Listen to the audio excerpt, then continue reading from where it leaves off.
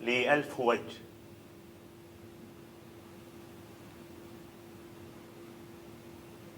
و1000 اسم،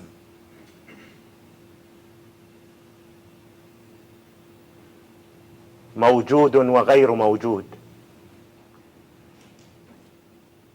حقيقة وأكذوبة. لست من مكان، لكني في كل مكان.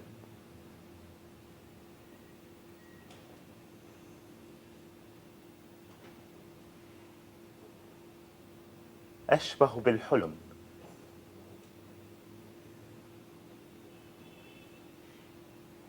من سرة التاريخ أدخل، أجول في الفيافي مع الإنس والوحش، أقتحم مخيلة المحبين، وأصير حكاية ترددها كل الأزمنة.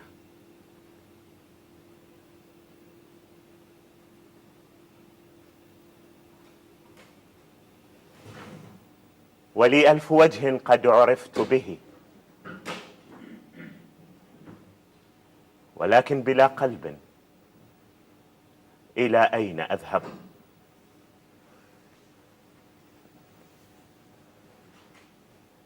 قيس،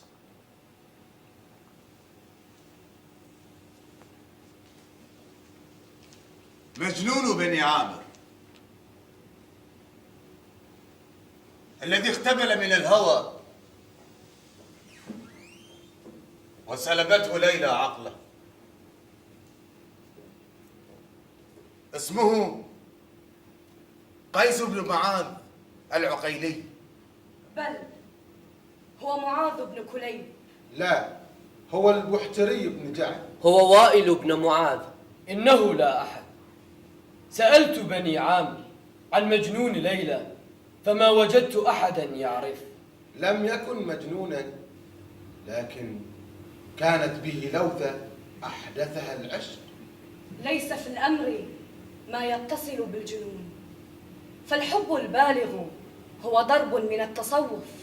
فما جنون قيس إلا عقل خرج من قيوده وانطلق في الحب. لكن من قال تلك الأشعار؟ قيل أن فتى من بني أمية عشق زوجة الوالي، وخاف أن يشيع خبرهما فنسب شعره إلى المجنون. ما ترك الناس شعرا مجهولا قيل في ليلى إلا ونسبوه إلى المجنون، فهو اسم مستعار لا وجود له. بل هو قيس بن الملوح من بني عامر، وأنا ليلى العامرية. سأقول عن قيس: عن الهوى يسكن النار، عن شاعر صاغني في هواه، كنت مثل السديم استوى في يديه، هداني إليه، برئت من الناس لما بكاني إليهم، ذهابي وغنوا الأغاني بأشعاره، فما كان لي أن أقدر هل أشعلني أم طفاني. التقينا صغيرين وكنا نرعي في نجد الجزيرة. كان كثير الشرود ميالا للعزلة، وكنت كثيرة الأحلام غزيرة الخيال. رافقته في اللهو البريء حتى كبرنا، وأشعل في الشعر. سأقول عن قيس: عن جنة بين عيني ضاعت، عن جنة بين عيني ضاعت. سأقول عن ليلى: عن البدوية العينين والنارين العين والخد عن البدوية العينين والنارين والخد. عن هواء أسعف الطير واستخف بنا واصطفانا، عن كل ما هم بي تهت فيه وباهيت كي نحتفي بالمزيج، عن العشق تلتاع فيه الحجاز ويشغف في ضفتيه الخليج. وكنت وعدتني يا قلب أني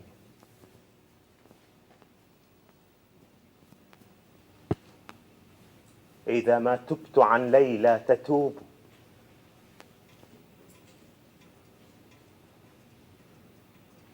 وها أنا تائب عن حب ليلى، فما لك كلما ذكرت تذوب.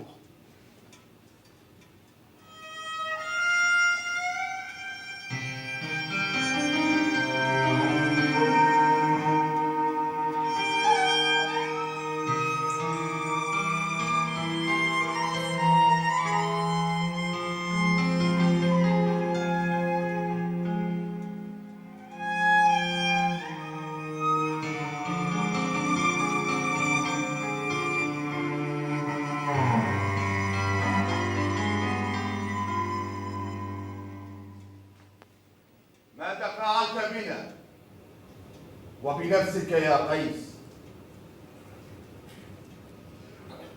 وماذا فعلت يا أبي؟ الجميع صار يعرف عشقك لليلى، لكن ليلى لا تعرف. لا تعرف؟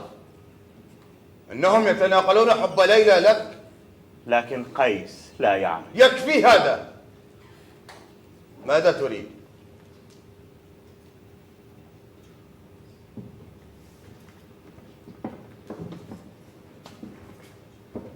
أن أكون لها وهي لي. والله لو بذل مال الدنيا ما زوجتها له.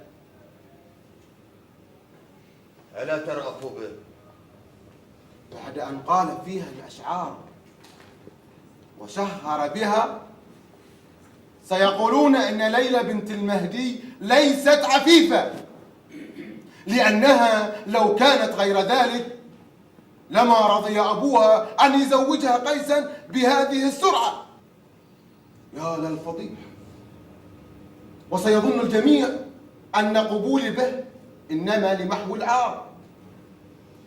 اشفق عليه، إن حرمته من ليلى فسوف ينال منه الجنون. ليفعل بنفسه ما يشاء، فليس من أجله أفضح نفسي وعشيرتي وآتي بما لم يأتي به أحد من العرب.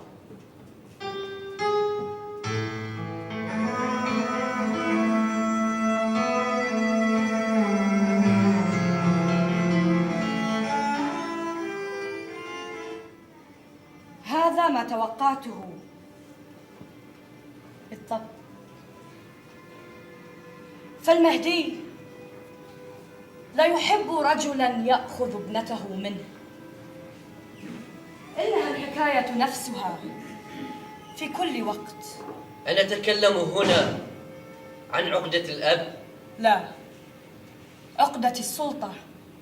خروج ابنته يعني فقدانه السلطة. لكنه حتما سيقبل غيره، شاء ذلك أم لم يشأ. ليس أي أحد، لابد أن يكون صاحب سلطة أكبر.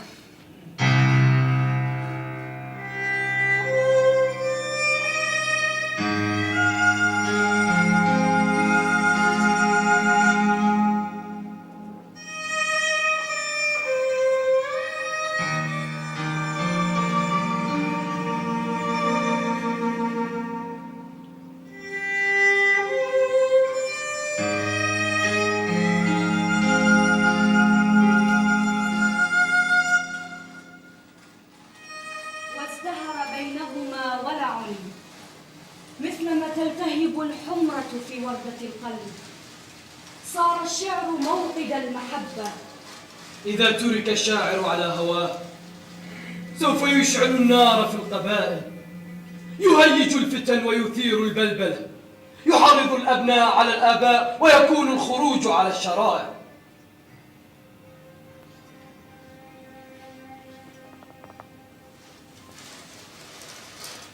ويل للصحراء إن شربت دم الشاعر.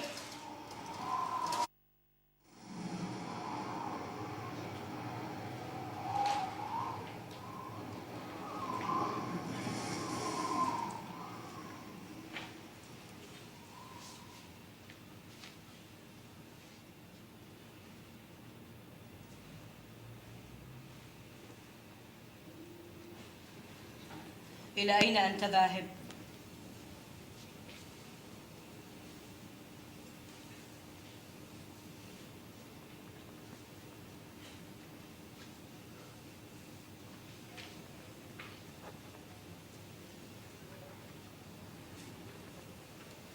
أريد أن أراها. هي ليست لك. إذا لن تكون لأحد. سوف تزف إلى ورد. واهم من يظن أن جسد ليلى للامتلاك.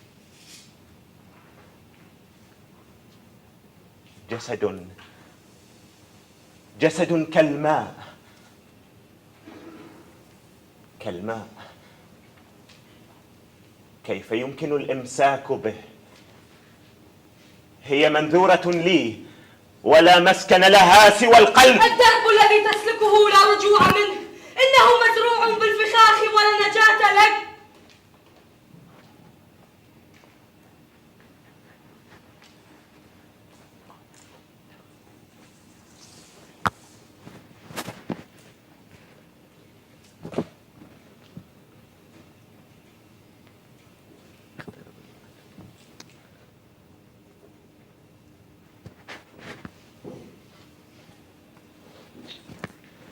فات الأوان.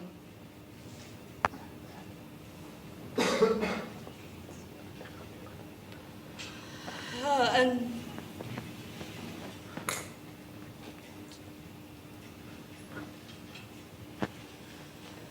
تطل على هاوية الجنون.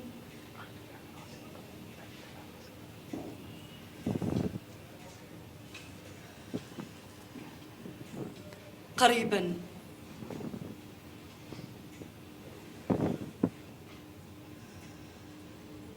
سوف تفتح الهاوية فمها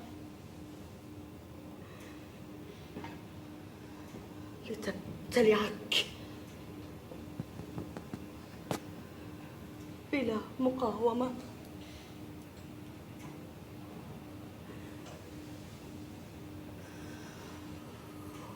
وقريبا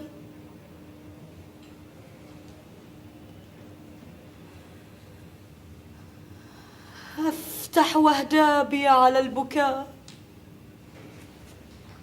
سأقول عن ليلى، عن العسل الذي يرتاح في غنج على الزند، عن الرمانة الكسلى، عن الفتوى التي سرت لي التشبيه بالقند، عن البدوية العينين والنارين والخد، عن النوم الشفيف يشي بنا، عن وجدنا عنها، لئلا تعرف الصحراء غير العود والرند.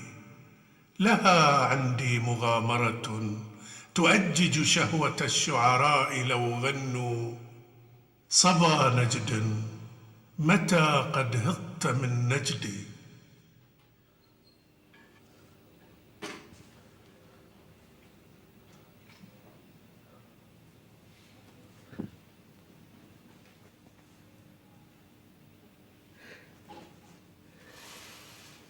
تعال معي يا قيس.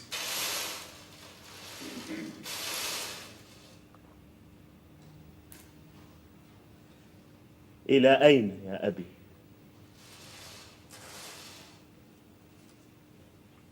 أزور بيت الله الحرام. وهل أذهب بلا روح؟ افعل ذلك إكراما لي. خذ الجسم، هذا كل ما أملك وكل ما أقدر أن أعطيه، لكن لا تطلب الروح فهي ليست معي. ليلى هي التي طلبت مني أن أخذك معي.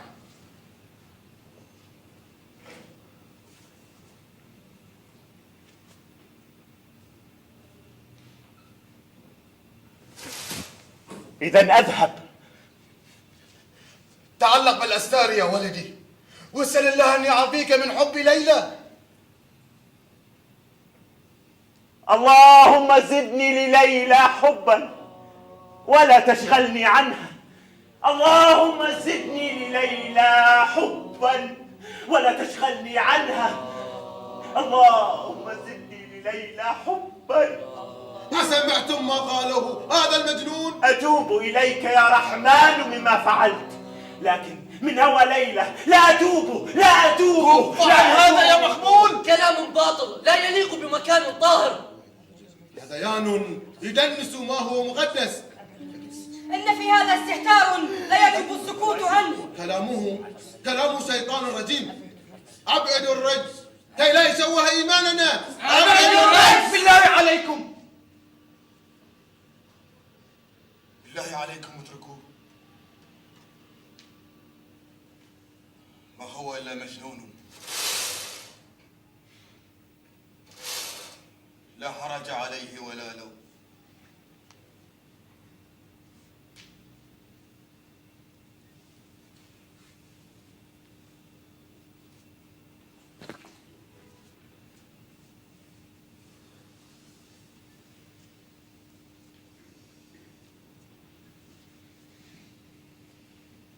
ها أنت سمعت، ها أنت رأيت.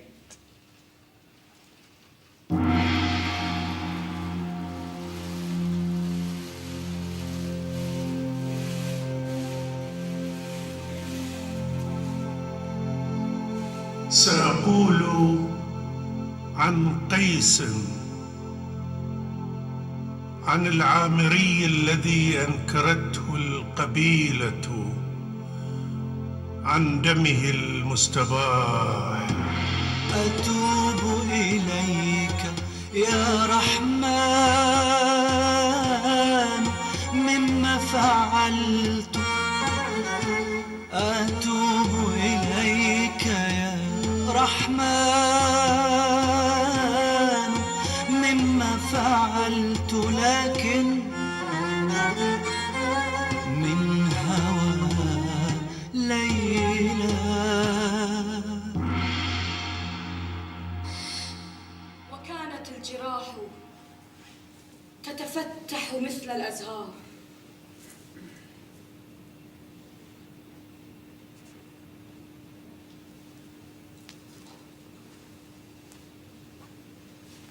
كل هذه الجراح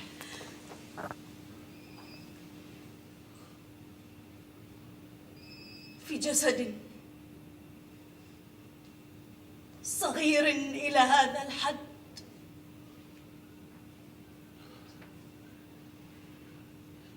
أتحمل أكثر من هذا وأقدر. لو أنك تصبرين، لو أنك تصغين، لو أنك لي. الله يعلم أن النفس هالكة باليأس منك، ولكني أعنيها. وساعة منك ألهوها وإن قصرت، أشهى إلي من الدنيا وما فيها. نفسي فداؤك لو نفسي ملكت. ما كان غيرك يرضيها، ويجزيه. نضت عنه القميص وراحت تداويه ببلسمين: الحب والشعر. الله يعلم أن النفس هالكة، الله يعلم أن النفس هالكة عني، الله يعلم الذي لا فكاك لكم منه،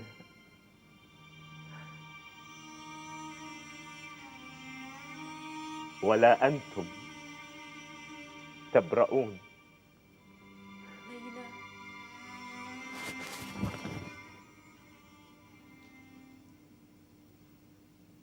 هنا على سرير المطر، في فم الريح، لا شيء، لا أحد، تحت بصر التل.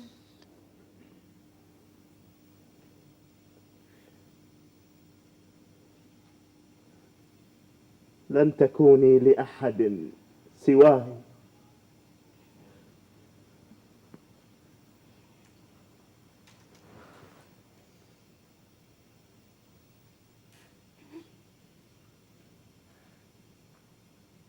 آتيك، لا أنت في الشك ولا أنا في الغفلة. أمضني السفر وثلجه، وما عليك إلا أن تظني بي الظنون ولا أخذلها.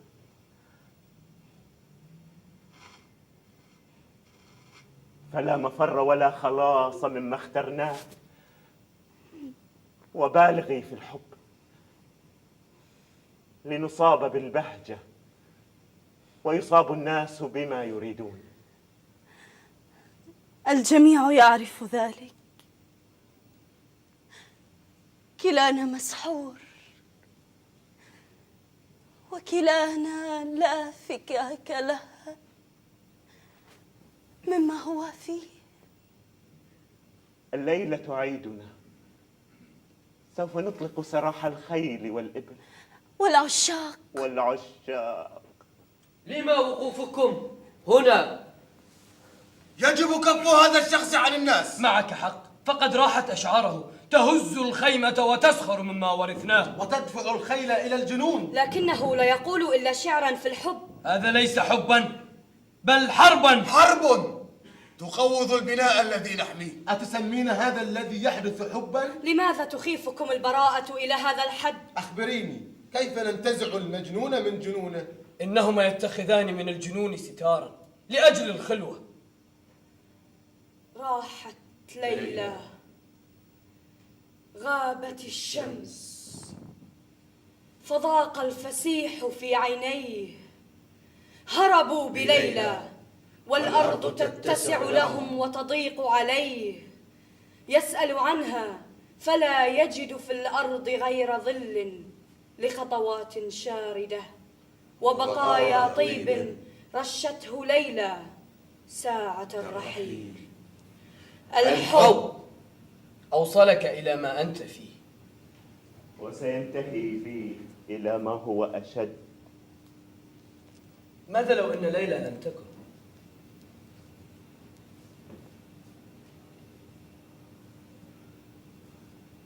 لكنت بكيت البكاء كله لكي تكون. أي جنون هذا؟ هو جنون الفؤاد وليس جنون العقل. سمعنا أن دمك مهدور. ما أن تدركني السيوف حتى تتضرع إلي بأن لا أكف عن العشق. لما يخافك الجميع؟ لأني فضيحة المكان، انظر،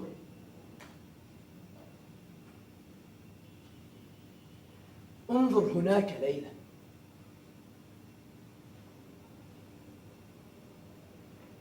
كأني أحلم. من يدري، ربما هي التي تحلم. امكث هنا واسرد قلبك، تسمعك وتأتيك، ولا تكون وحدك أبدا.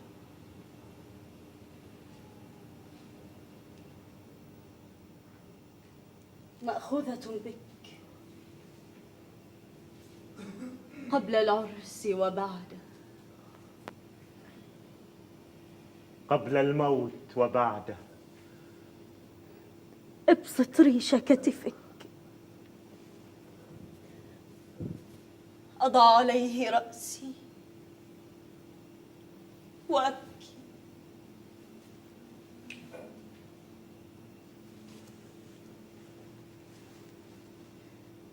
لفقوا لنا الأخطاء، ازدادوا رعبا حين مسهم الحب.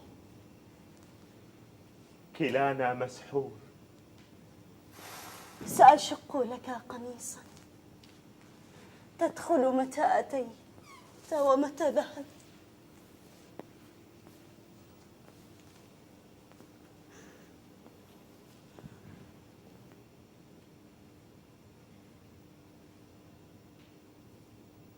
لا تحسبي أن الغريب الذي نأى، لكن من تنأين عنه غريب. لا تحسبي أن الغريب الذي نأى، ولكن من تنأين عنه غريب.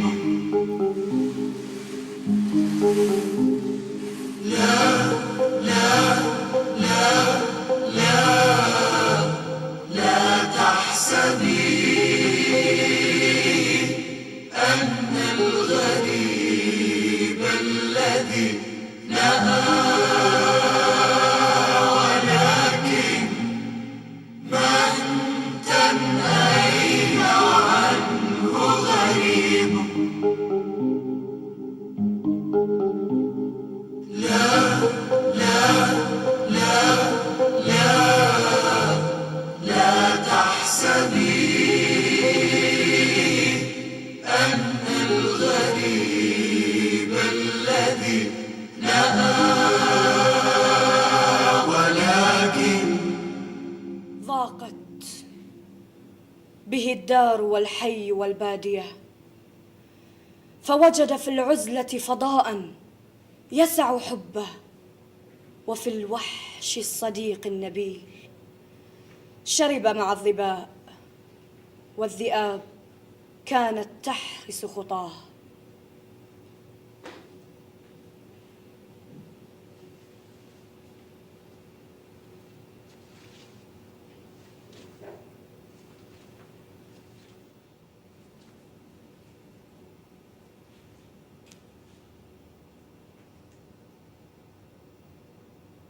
كل يا أخي، اشفق على نفسك.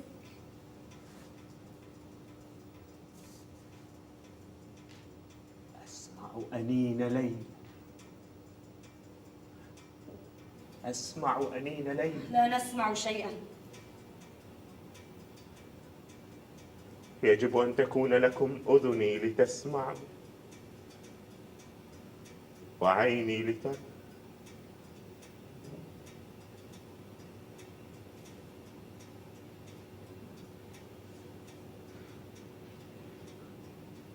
شفى الله مرضى في العراق، فإنني على كل مرضى في العراق شفيق.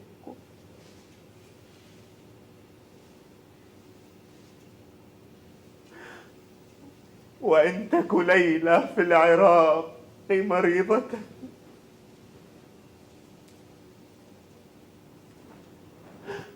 فأنا في بحر الحتوف غريق.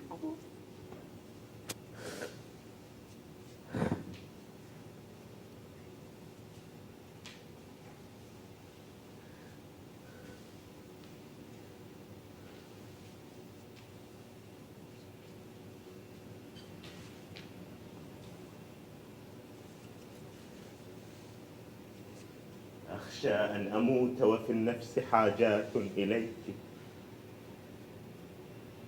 لم يبق لدينا وقت. هذه ليلتنا الأخيرة. أذاهبة قبلي؟ وصلت قبلك النقطة الأخيرة. لو يمهلنا ساعة. لن يمهلنا، إنه ينتظرني.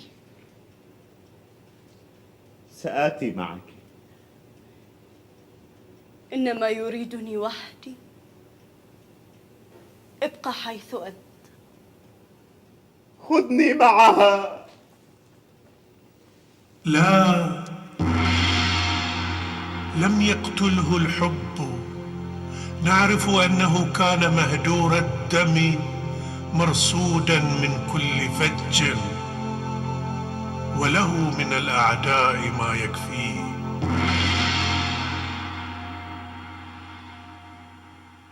مرت 6 أيام والطعام لم يمس.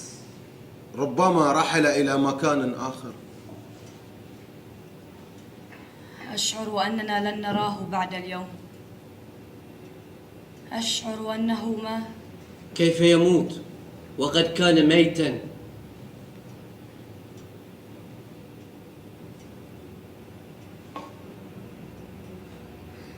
قل هو الحب هواء سيد وزجاج يفضح الروح وترتيل يمام. قل هو الحب ولا تصغي لغير القلب. قل هو الحب ولا تصغي لغير القلب. قل هو الحب ولا تصغي لغير القلب. لا تأخذك الغفلة، لا ينتابك الخوف على ماء الكلام. قل لهم في برهة بين كتاب الله والشهوة تنساب وصاياك، وينهال سديم الخلق في نار الخيام.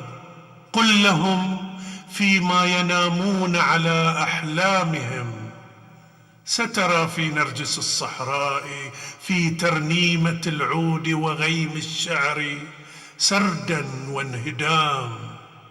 قل هو الحب وما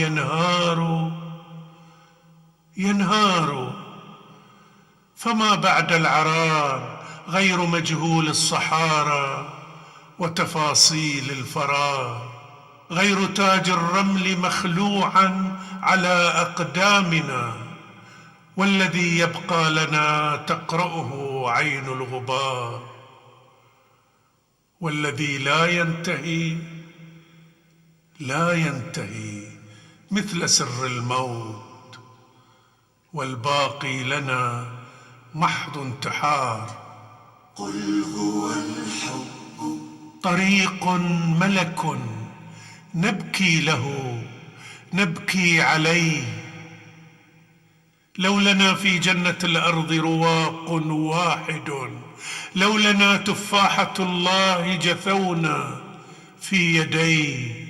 كلما أفضى لنا سرا ألفناه ومجدنا له الحب وأسرينا إليه. قل هو الحب كأن الله لا يحنو على غيرك، لا يحنو على غيرك، لا يسمع إلاك،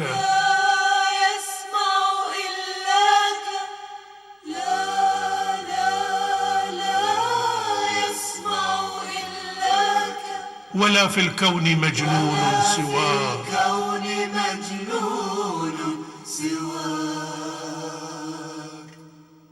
فكأن الله موجود لكي يمسح حزن الناس في قلبك، يفديك بما يجعل أسرارك في تاج الملاك. قل هو الحب الذي أسرى بليلى وهدى قيسا إلى ماء الهلاك.